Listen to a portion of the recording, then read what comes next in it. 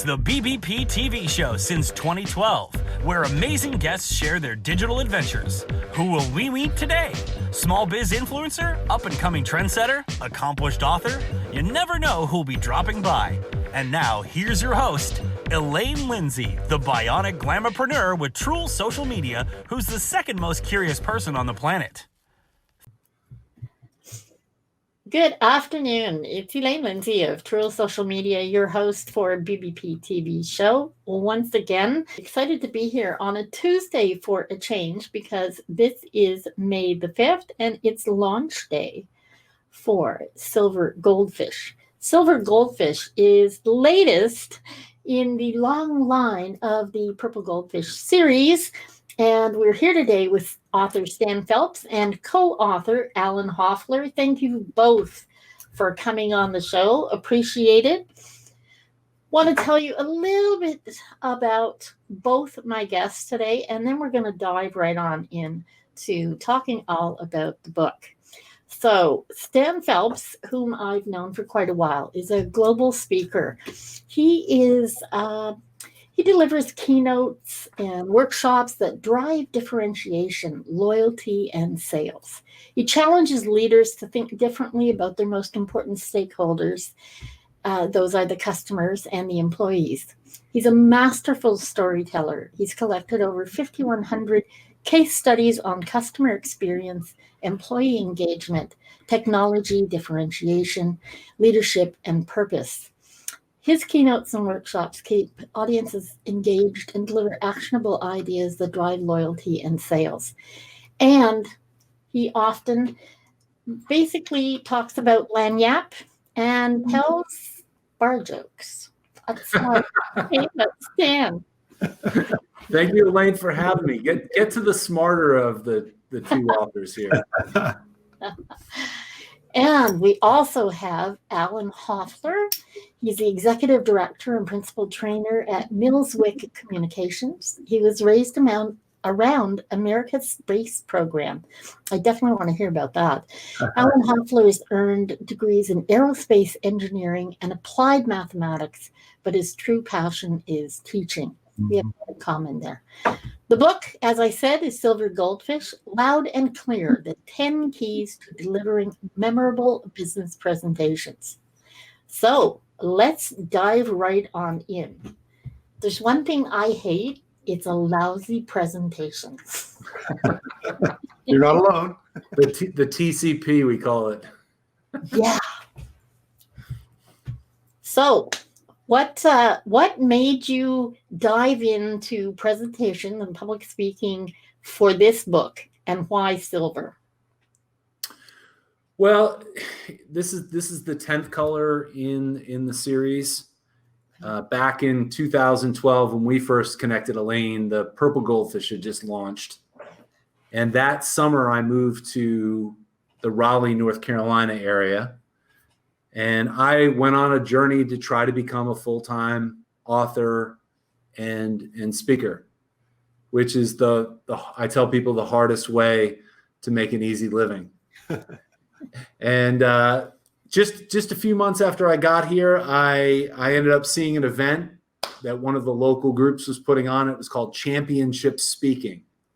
And there was a guy named Alan Hoffler that was delivering the 3 keys to be a championship speaker. And I went, that is me. I need that.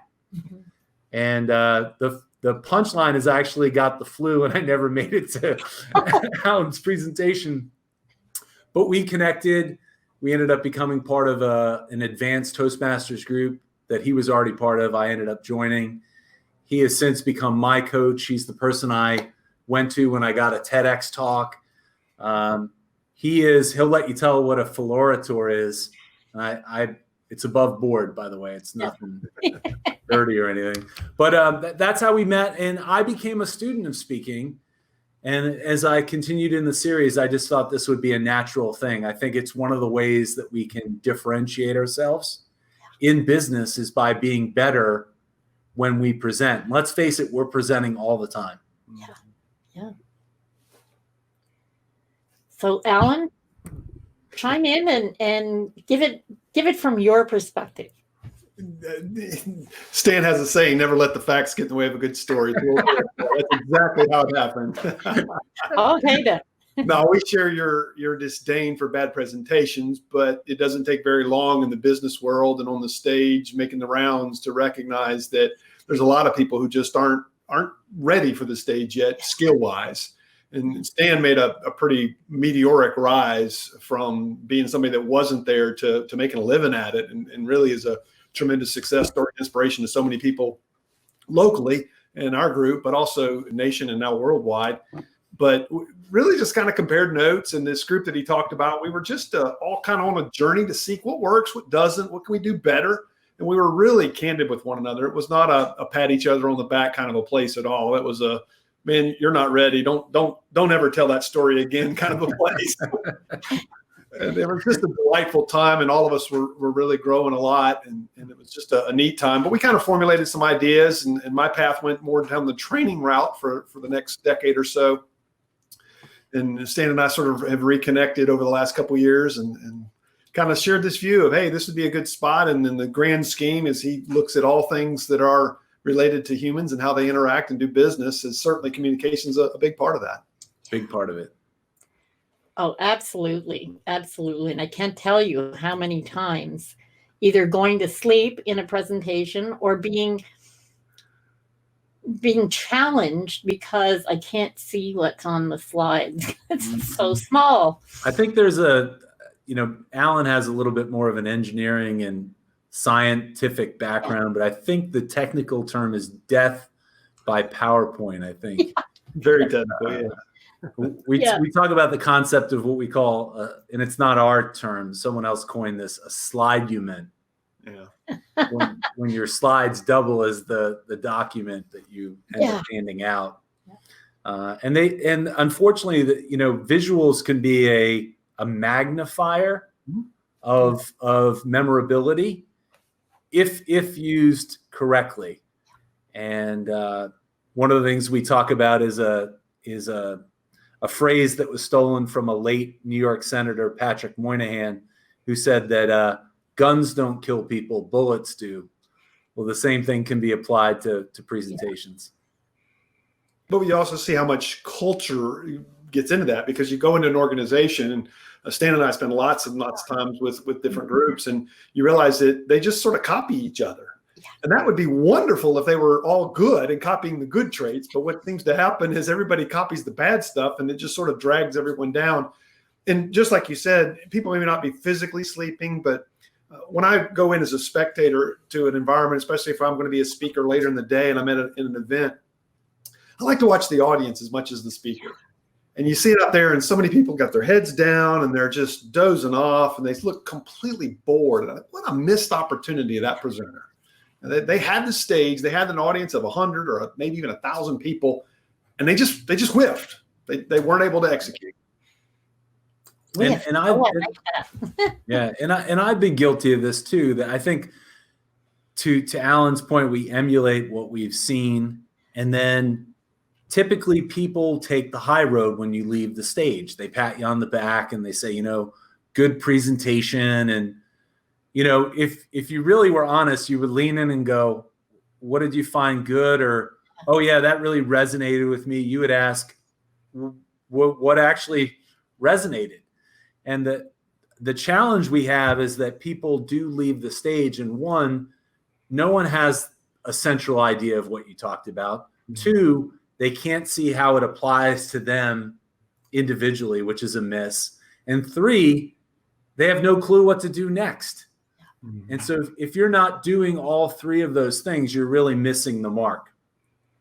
Absolutely. Yeah, Stan brings a more positive marketing outlook to it. I've got that engineering coupled with a German mindset. So we talk in double negatives. If I said that's not the worst presentation I've ever seen, that means it was pretty good. I was speaking in Germany a couple of years ago, and I got done. And in America, you get done speaking on stage, and people line up and they're wanting to give you business cards and swap stories. I got done, and 30 seconds later, the room was empty. There's nobody there. I thought, that was terrible. I just must have, that was the worst I've ever done. I went up to the sponsor and I said, I guess I probably owe you an apology. That apparently didn't go very well. And she said, no, they love you. Because if they hadn't loved you, I would already know about it. Yeah. But Stan has really put that nice little positive spin of, yeah, it's one thing to be able to recognize what's bad, but really what we need to be focused on is how can we make it good? What are the things that need to be emulated? How can we create a process where we're not just going around trying to avoid bad things, but what can we do to start at the very beginning when we get the idea that, hey, next Tuesday you're presenting at the corporate update, or next Friday night, we've got the folks down at the community center and you've got an audience. Where do we start to make sure we can create a process that anybody could do? It's not rocket science. If it were, I'd be all in on it. But what can we do to create an environment where people can create great presentations and sort of buck this trend? See, I really love that, because that leads into where I want to go with that. It's not just about the size of the font or whether or not there is a font. There's a lot more to it. And that's what I really like about the whole concept of the book. You're giving people a wonderful roadmap of how to make it amazing. So Right. you want to start with maybe giving a little peek into what you're going to find in those 10. Yeah, so right? yeah, I'll take a first crack at it, and I'll have Alan fill in the potholes. So all of the books in the Goldfish series follow kind of a 3-act mantra. So the first step is always the why. And we make the case, one, we call it the myth of communication. We get into the fact of why is silver the color for this book? Why a goldfish? And then we dispel the myth that there's no such thing as a silver bullet, right? No one was born a presenter. There's no magical pill. So we kind of set the bar that, hey, this is important and it's not easy, but you can do it. And then we break down on a concept, what's called 5 by 5. That's the middle part of the book. And 5 by 5 is the reason why it's called silver. And silver is an ode to my dad, who, when he was in the U.S. military, he was in the Air Force, was part of what's called the U.S. Signal Corps. And he was in radio repair. So whenever they were testing the strength of a signal, there was 2 things that they tested. They tested the strength of the signal and the readability of the signal. And it was on a scale of 1 as the worst and 5 being the best for both of those factors. And if you were coming through like crystal, right, the response would always be to the person communicating, you're coming across 5 by 5. Okay. And that simply meant you're coming across loud and clear. And I'll throw it over to Alan of how we think those are the 2 things that you really need to nail when you think presenting wise. Yeah, so when Stan says I'll open and then kick to Alan, he means I'll take all the good stories and stuff and then throw it to Alan for the details. That's how it works. But loud is not just about volume, because most of us are either going to be speaking in a small conference room where loud is not that big of an issue, or we're on stage with a microphone and the guy in the back can turn us up, which is a real problem because a lot of times that we don't know how loud we really are. But what we mean by loud is that you're louder than the distractions. Everywhere you go today, people have got one of these, and they're going to be distracted. They've got something else to do. I mean, people right here, they're watching this, but they probably got their email up on one screen and they got an instant message going and text messages are buzzing in. How can we be louder than the distractions to get their attention? Because right now in the digital world, just grabbing attention is the hardest thing in the world to do. And we've got 5, because everything's 5 and stands big on numbers and structure. 5 tips for how you can be loud. And we're not talking, again, volume. We're talking about how do you impress people when you get up on stage? What's the image that you're portraying? How do you connect with them right out of the gate? How do you express in a way that gets their attention? How do you facilitate? For instance, we set up and kind of see how Elaine would do that little echo thing. We put that up just to test her to see at the beginning, but that's a facilitation issue. If you handle that well, then you're louder than fake. Wow, there's a professional. That didn't faze her a bit. And you passed, by the way, Elaine. Well done. Thank you. And the last one on that loud is to entertain, which when I deal a lot with the technical computer crowd, because that's kind of the background I came out of. And they all get nervous when you say the word entertain. They start twitching a little bit, going, I'm not funny. And we've noted that when somebody tells you they're not funny, they're telling the truth usually. But the definition of entertaining is fascinating because it means to capture the mind of. And it doesn't matter what business I'm in. If I can capture your mind, then I'm likely to get the job out of that interview. If I'm an entertainer, I capture your mind, people are going to talk about me and my shows are going to fill up. If I'm a marketing expert and I capture your mind, when they're clicking like crazy for my product. So that's really what we want to do, is to entertain. And then the clear is not just about my diction, because I would fail miserably if that were what we were grading on, but it's about how well did you capture the message that I intended. If Stan said, if I were to really want feedback and somebody patted me on the back and said I did a great job, I'd go, what did you remember from what I said? Mm-hmm. That gets embarrassing in a hurry when they go, yeah, I didn't get anything. You know, we talk about the objective, because so often, this is especially true in corporate meetings, where people we have a meeting because it's 2:00 on Thursday and that's when we have our meeting. No idea what they want to accomplish. How do you simplify your message so that it's really just down to its core essential message? Outline, put a structure behind it. Stop rambling through the forest and give us a structure that we can follow, and then visualize those fonts that we were talking about, or how do I make a picture that really brings that to light? And lastly, the issue of time. We are all fighting in a world where that's the most precious commodity we've got. So finish on time. And to get back to, I mentioned the book is in 3 acts. So the first is the why. Alan just really summarized the 10 keys, which is the what. Yeah.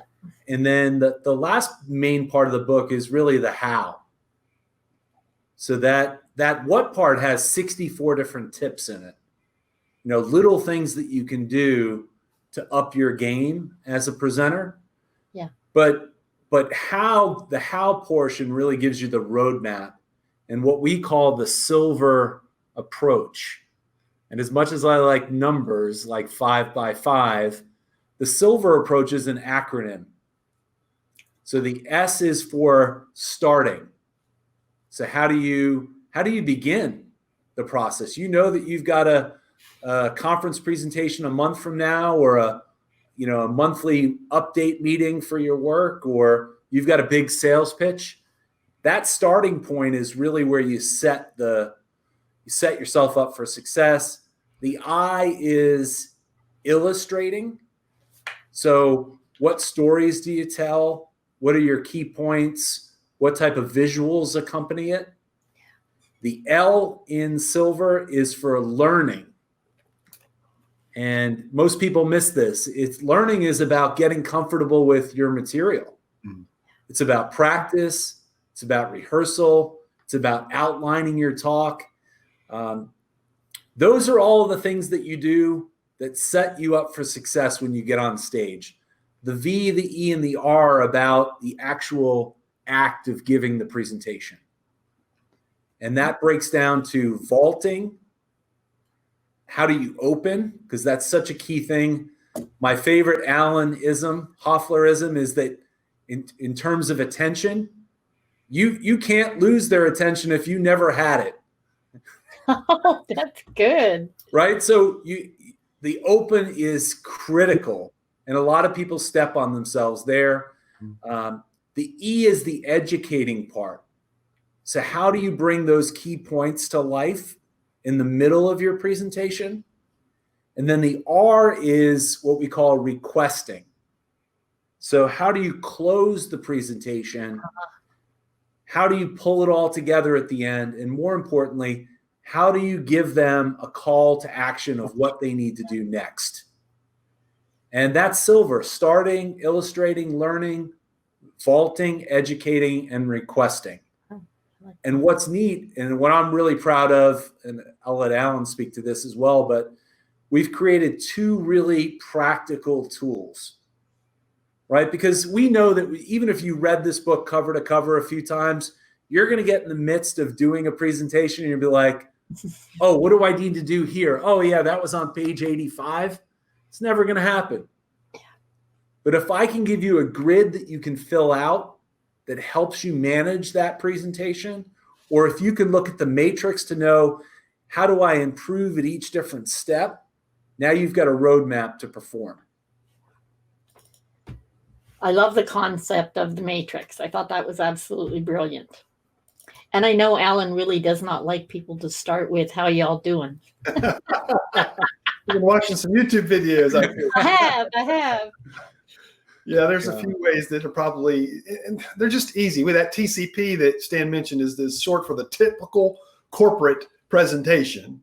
And it's just the way that people start. They just don't know any better. If you walk into a company and watch 10 presentations, they all start the same way. And it's just not engaging. And again, look at the audience. And when people are snoozing, you probably don't have their attention. Right. You can't lose what you never had. I really like that one. So just throw it out there, okay, Alan, for someone who's maybe done one or two little talks and now they're going to present in front of the whole company. How did they open and get everybody's attention? The best way to get attention is also the best way to keep attention. And that's to get into that entertaining method. Stan and I both believe that stories carry the metaphor, carry the message better than a list. And while we're big fans of lists and acronyms and that sort of thing, you probably don't remember the 10 tips that I gave, 5 minutes ago? But I bet you can remember the story of Stan's dad in the Signal Corps, because the story carried the message better. It's just that simple. It doesn't mean the facts aren't there, but too often people get up and go, today I'm going to talk about, well, I'm already bored. And they go, there's 3 things you need to remember. And it's just not got anything that causes my brain to lock into it. Stories are great. And stories don't typically begin with, hey, I want to tell you a story. I mean, when you go to a movie, they don't have a line that flips up and goes, this is a movie. I already know it's a movie. That's why I'm there. That's why I'm here. Yeah, that's why you pay the big bucks. They start with a setting and some sort of conflict that we go. So we jump right to it. Get to it quickly. Right. And that's, we talk with, there's a great quote that we have in the book from Brian Eisenberg. And he says, and I'm not sure if he even came up with this, but I've just heard him say it. He says, facts tell, stories sell. Oh, yeah. And so we talk about, again, it's entertain sometimes gets a bad rap because it comes across a little hokey, right? That you want to be authentic. But we talk about the idea of stealing what comedians have known for decades, if not hundreds of years, right? A good comedian starts with his second best joke. And what do they end with? The best. The best joke. Yep. And that's the same thing we talk about here is take the best story that really sets you up for success and pulls people in to go, hey, there's something I need to pay attention to here. And then that, people, it's so critical because there's a great concept in marketing. It's called primacy and recency. And so if you really want people to remember, you're going to spend a lot of time on how you start because they're going to remember that first thing. And recency is remembering the last thing.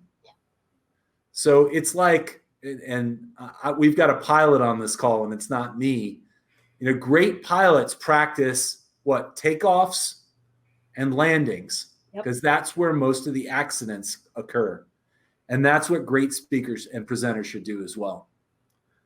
And it seems like it should be something that we all desire, is to stand out and be different. But for some reason, we as humans like to sort of fall in and be like everybody else.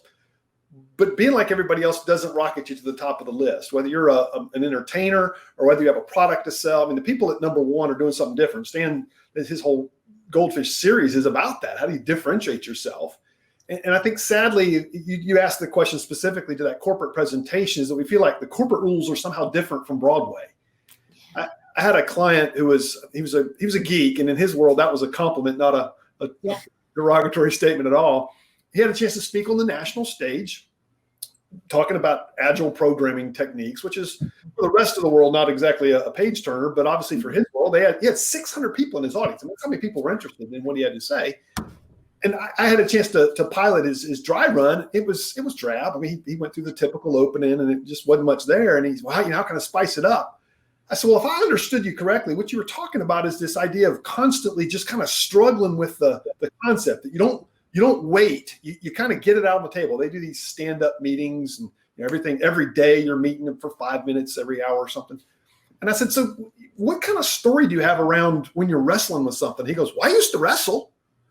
And I have a brother that's a year older than me. We would fight all the time. And I said, find your best wrestling story or your best brother story. And let's start there. And he fought me, for 3 or 4 days. Oh, I don't see what me talking about my brother wrestling has anything to do with programming. This is not the crowd. You don't understand my crowd. Right. I guess I just was contentious or something. I said, just try it. Let's see what happens. I mean, what do you got to lose? I mean, you're going to bore people to death if you go to your way. I didn't say that. That's subtle. I like that. I didn't say that. I've learned a little bit to hold my tongue. Not much. Well, sure enough, he opens with this story about wrestling.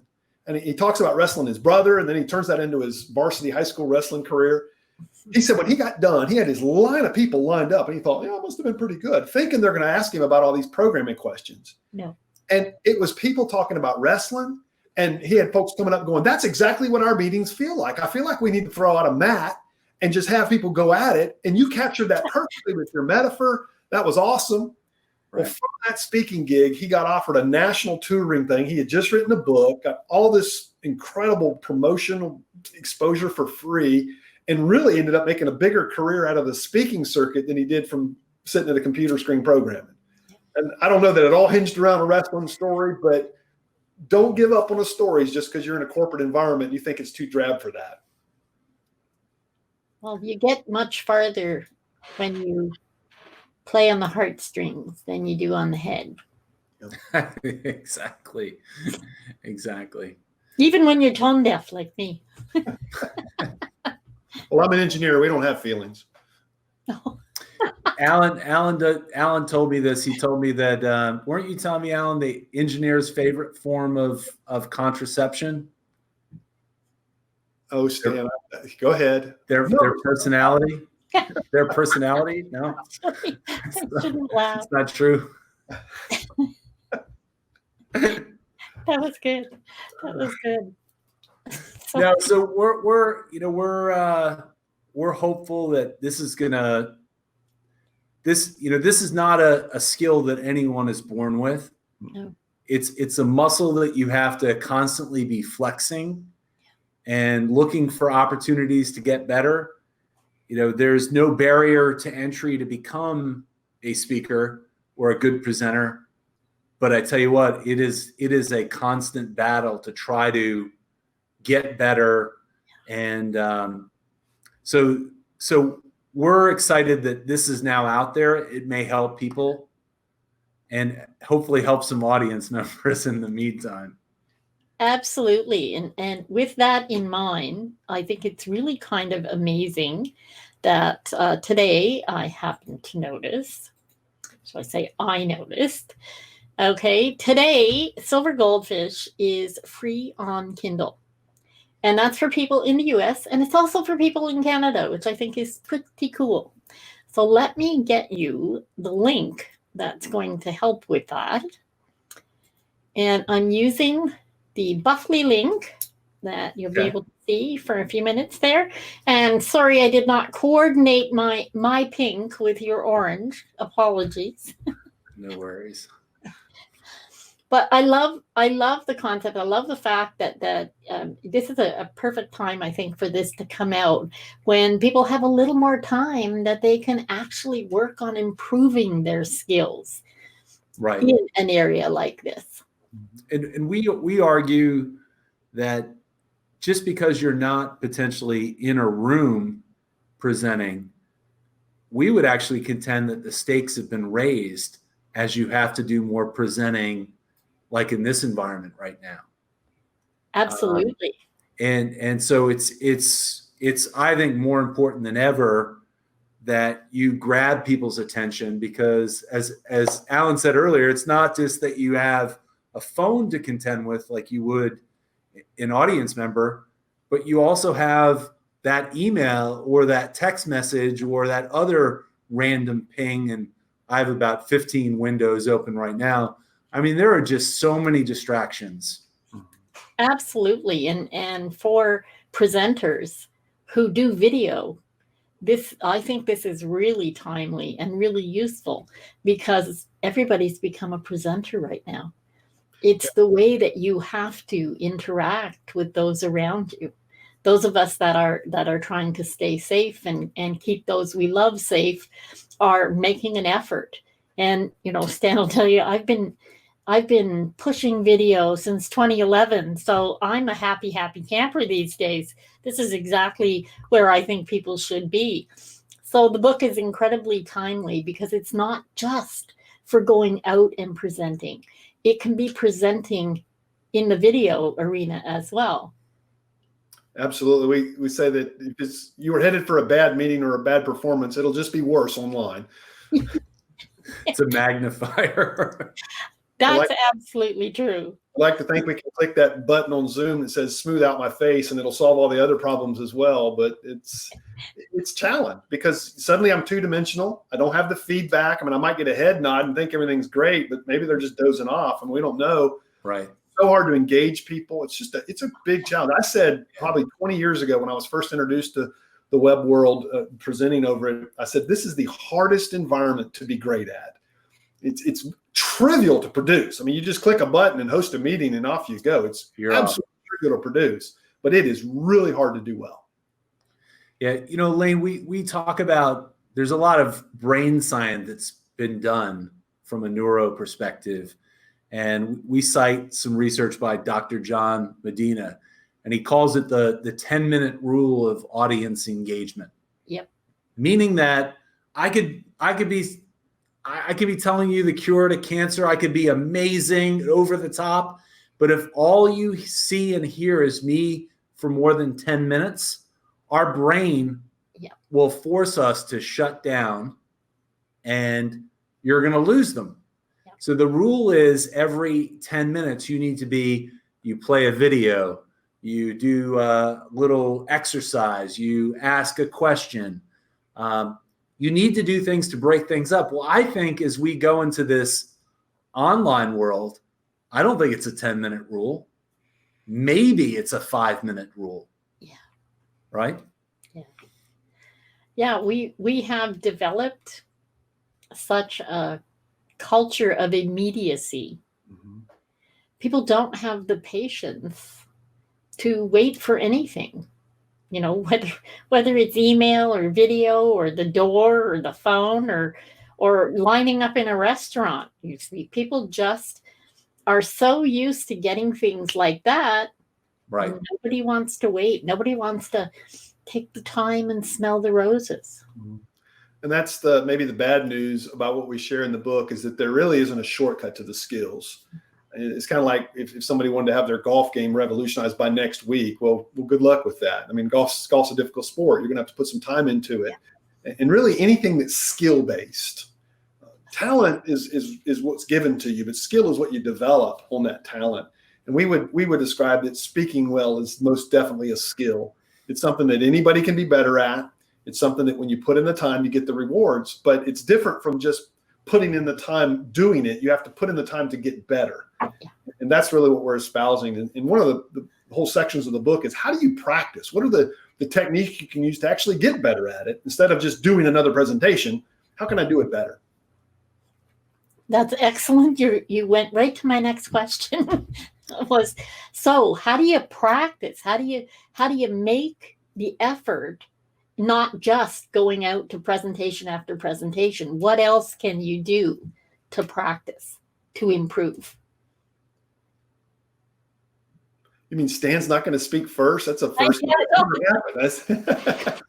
Well, the probably the number one thing for anybody is my best friend. He's an employee of our organization that I take with me everywhere we go. I hired him years ago. He's been with us. He's been loyal and true. He always tells the truth. He always tells the truth. That's why I hired him. That was the one question job interview was, do you tell the truth? And his answer was yes. And we hired him on the spot. His name is Mr. Cannon.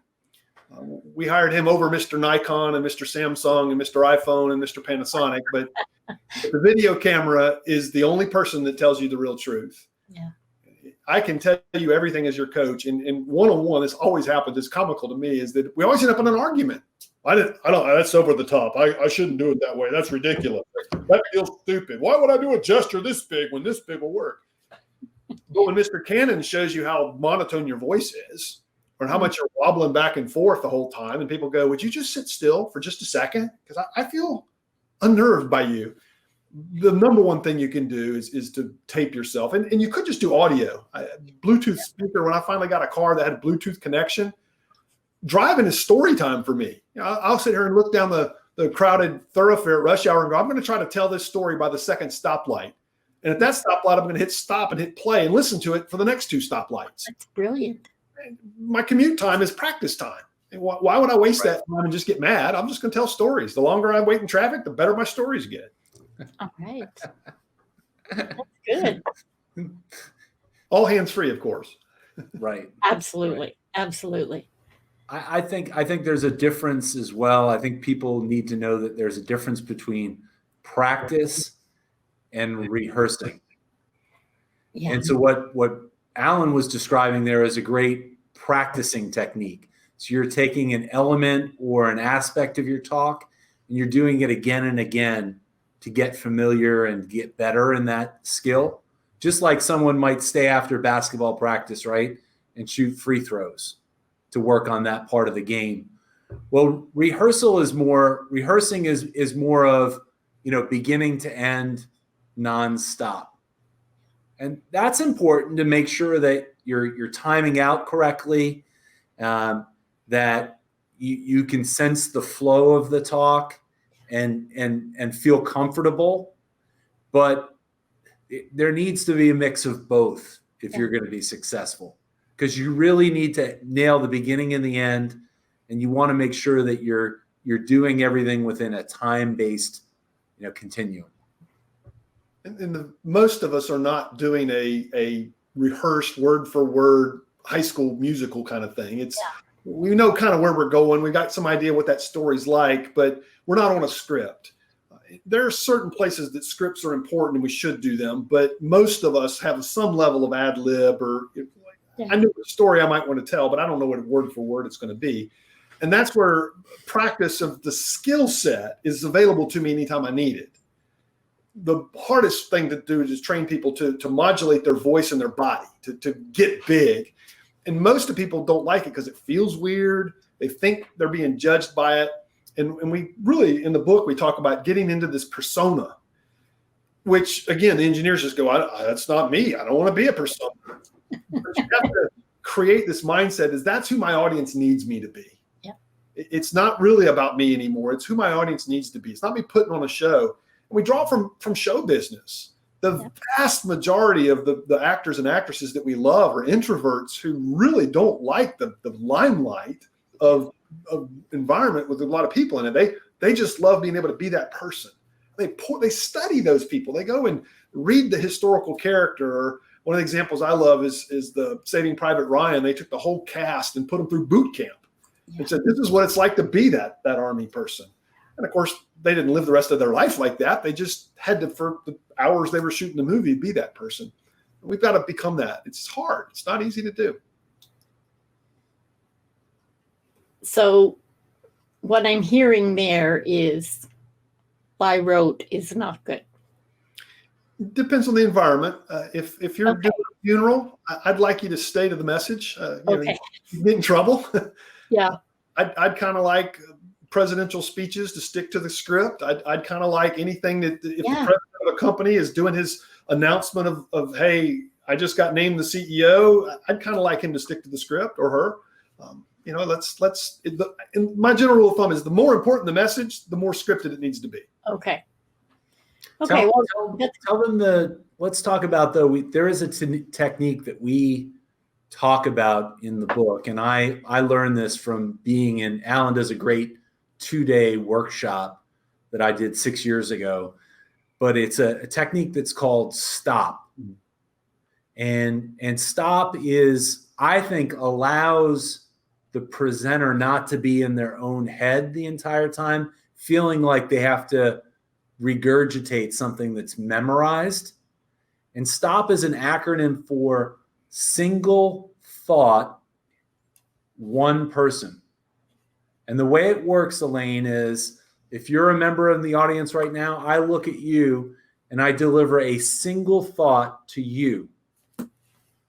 Now, before I can actually deliver the next thought, I would lock eyes on Alan, and then I would deliver a single thought to Alan. And lather, rinse, repeat. And what that does, it's an amazing thing, is it doesn't put the pressure on us to have to know exactly what we're going to say next.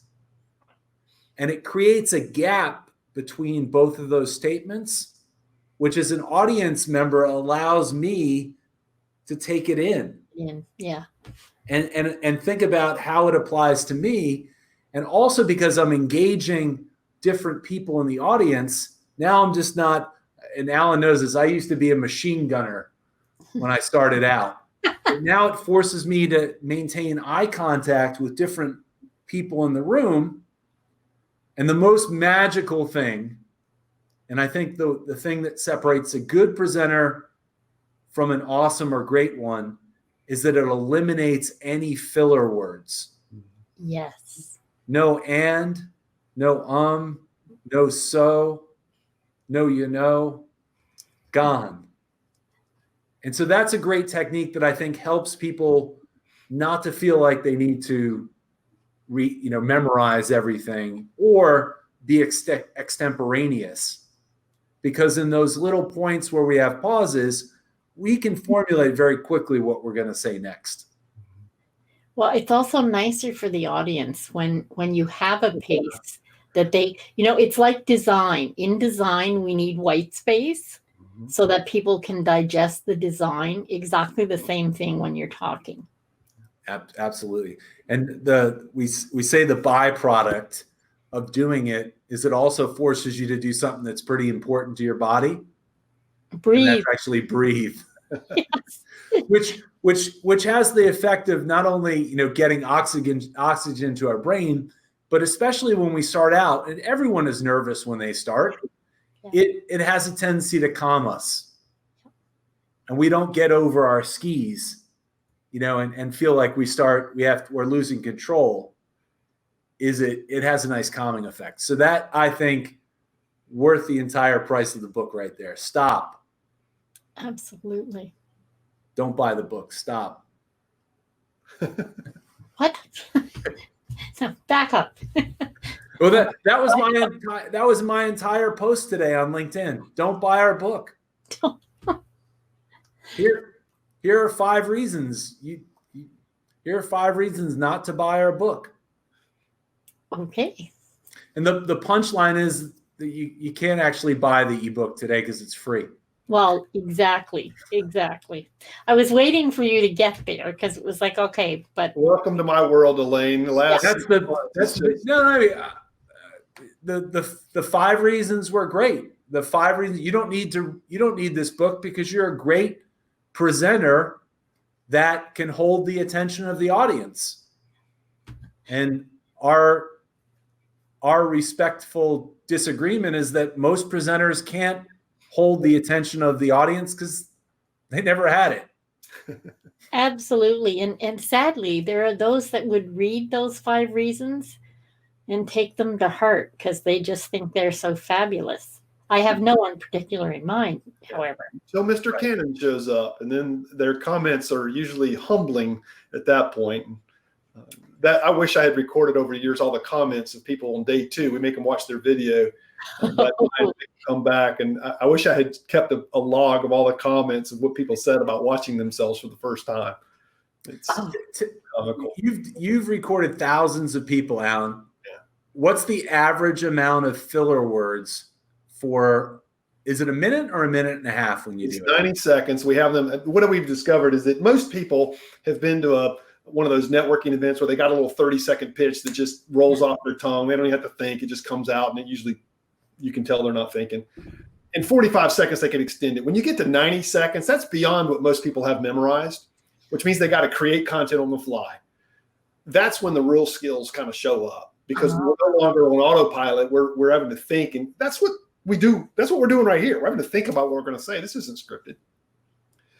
In those 90 seconds, we see an average of about 18 non-words, ands, us, so's, you knows, totally independent of nationality, first language, whatever. In fact, one year I had a class that was split perfectly down the middle in a graduate program where half the class was international, half of them was American.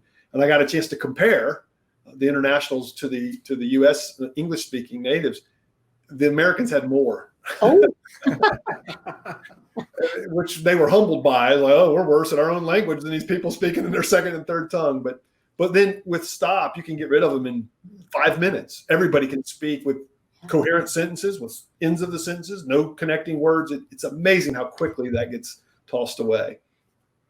Well, I know years ago, so seemed to be my go-to. And Alan's got a reply for you. No so for you. If anyone's a Seinfeld fan, I feel dated saying that. Yeah, it is.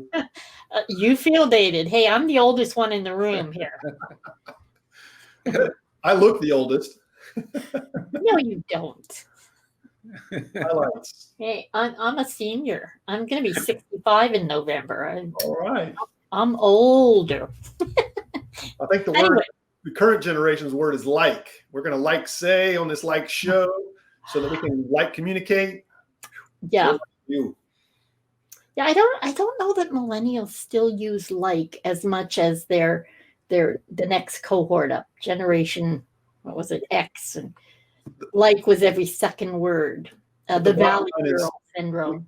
We all have a word, whether it's unique to our generation. I said, I mean, incessantly. I'm like, well, what do I mean? Why do I have to keep telling you what I mean?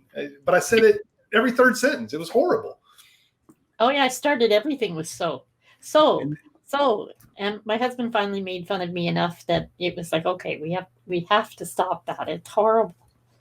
And there's a really legitimate reason why we learn those filler words, is because when we're in a conversation and we're not finished speaking, how do we string those thoughts together? Yeah. But here's the thing: when you're presenting, for the most part, no one's interrupting you. Yeah. And unfortunately, those filler words become a distraction. And so if the idea of grabbing people's attention and rising above the distraction is the goal, then you don't want to actually introduce anything that takes away from that. And the other side, Alan said it's not a hard technique to actually learn. And he gave me the best, I'll share this. He gave me the best homework to do after his class. He said, just when you're listening to sports radio, I like sports, listen to the next time an on-air personality speaks to an amateur or a rookie athlete, and watch the difference between the two. Right. Because you'll see that rookie or that amateur athlete, every eighth word is and or so. Yeah. Or whatever the filler word is. Yeah. And you watch the on-air talent never make that mistake. The psychology on the other side of the equation is even worse, is that you use the phrase, Stan, that we're trying to link everything together, because in our mind as a presenter, sentence 1 and sentence 50 are connected by 48 other sentences. We want to make it all flow together. But when I'm listening to you, I have to hear them in order. I have to make sense of them after I've heard them. The only way I can process is for you to stop and let me go, file that one. The pause is a gift to the audience to let them process what you've said. When you connect everything together with and so, one of the exercises that we use is I'll ask somebody who's bilingual to translate a sentence that ends up being a mile long with a bunch of ands and so's, you knows, by the ways. They look at me like I'm crazy. But then when we get it to them in little nouns and verbs and a prepositional phrase, stop, it's easy to process, easy to understand. It does make a big difference. Elaine, let me ask you, what's your biggest challenge as you think about presenting? Biggest challenge. I think I'm always nervous before I do a show, always. And when I present in public, same thing. I have a unique challenge presenting in public. I'm always worried that I'm going to get into the hall and the stairs are going to be too high for me to navigate. Oh, okay. Which really has nothing to do with the speaking. I enjoy the speaking part because I am very animated and I've done some comedy. So I have a unique perspective. I love the fact that just a year and a half or so ago, I decided to flaunt my flossum and took that into consideration. So now, you know what, if the stairs are too high, oh well. I would like to be perhaps better paced when I speak, because I get really excited and then things go really, really fast. It's amazing how much faster the brain can work than the mouth does. We want to catch up our mouth to where our brain is because we're 3 sentences down the road. Right. Yeah. Yeah. It's also one of the challenges that we have when we create slides and we put a lot of words up for the audience to, the audience can do one thing. They can read or they can listen to you. And the problem is that the average audience person reads about 2.5 to 3 times faster than you can speak. Yeah. So as much as we try to say limit the amount of text that you have, certainly don't put it all up at one time because people are going to jump ahead of what you're saying. I can't remember who said this a number of years ago, but if the audience can read what you're saying, why the hell are you there? Right. Yep. And it made a lot of sense to me. So when I do presentations where I'm using PowerPoint or slides of any kind, for the bulk of my slides, there are no words. Great. My slides are images. You know, and sometimes weird. I think great presenters realize they're not communicating information. Yeah. They're communicating feeling. Yeah. And so Alan from his engineering background, he's really raised this to my perspective. If you share information, how do I know to feel about the statistic or the piece of data or fact that you just shared? Yeah. Unless you tell me, go through some of this. We have a 4-step process as you think about sharing stuff, but share a little bit of that, Alan. Well, the data is a perfect one. I mean, you think about COVID right now, of all the data we're getting thrown at us. I mean, the numbers sound huge, but are they? I mean, I don't know. I'm not an epidemiologist, and I don't know if we should be feared for our lives or not. But it shows that both sides, and we got all these people now storming capitals and wielding guns saying, hey, stop this mess. And they quote all these statistics, but they only quote it to mean what they want it to mean. Yeah. And one of the examples I use is from the space program is, tell me if you think $22 billion, 5% increase, or 0.48% of a budget is a lot of money or little money. How do you answer that? It sounds like a lot, 22 billion, and 0.48 sounds like a little, but those are the same number. That's the annual budget of NASA. And it just totally depends on how you spend it. I can make that sound like the most ridiculous thing in the world for the government to spend money on. And I can make it sound like the best bargain in the world to spend money on, all on how I twist it. But too often, especially in the world that I've come out of with this technical world, they just throw data on the table. And I was with a client the other day, and they did that and threw it on the table. And I went, I have a degree in math, and that graph right there ain't accurate. Sorry. Telling me the wrong thing. What do you mean? Because here's the problem, and Dan and Chip Heath talk about this in their great book, Made to Stick, is that we have the curse of knowledge. Yes. Is that when I understand it, I can't imagine why you can't understand it. Yeah. But my job is to lead you through the process of understanding it. I'm the guide that leads you down that journey to the knowledge that may have taken me 10 years to come to. And I've got 45 minutes. to bring you along. Right. And that's why feelings are so important. Because if you can make somebody feel, and you can do that in a very short time, but if you can make somebody feel, you've left an indelible mark. The other challenge I face people with is that if you give me a phone and a 4G connection in 30 seconds, I can find any fact that you want me to find. Oh, yeah. But if you'll motivate me first, then I'll go find the fact. But if all your job is to share facts with me, I can find facts. That's not a problem. But when you motivate me, when you give me that internal desire, now I'll go find those facts on my own and more. Yeah. Right. Yeah, that is definitely the difference, is the emotional component. And it's interesting that the very first time I did a talk about life things, I had to prep for this for about 8 months. And I had gone out to Calgary to see my son and their new baby. And he said, are you going to practice? I said, yeah, let me go over my speech to you. And I couldn't get through the last little bit without crying. And I apologized profusely. And he said, what are you apologizing for? Like, Mom, like, do you understand what you did? You put emotion into it. And it was something I had never thought of. First time I'd ever done the talk. So it was, was something that was a little bit foreign, but it was such a good lesson to understand.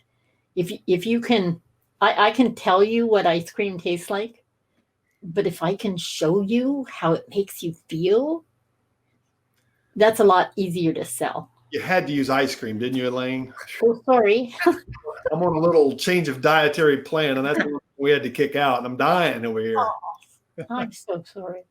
It just made me feel, though. You know what? Get a Vitamix and ice some strawberries. Huge fan. We've Yeah, been you don't need like there's no tomorrow. not smoothie. No, it's like ice cream. It's like sherbet. Well, whatever you call it, it's frozen stuff and bananas and Yeah, and It's strawberries, frozen and good. but it ain't ice cream. But no, it really isn't. Well, I'm going to thank you so much for giving me your time, both of you. I think it's wonderful. I want to put the title of the book back up so that people can know what they're looking for when they go to Amazon today. Silver Goldfish, Loud and Clear, the 10 Keys to Delivering Memorable Business Presentations. It's been absolutely wonderful having both of you here, Stan Phelps and Alan Hoffler.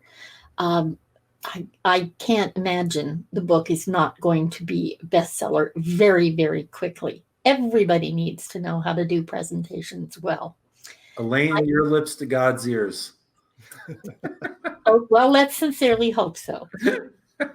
I'm Elaine Lindsay of True Social Media, your host for BBP TV. I will see you next time on our next show when we bring you yet another amazing guest. Thanks very much, guys. And make sure you make the best of your today every day.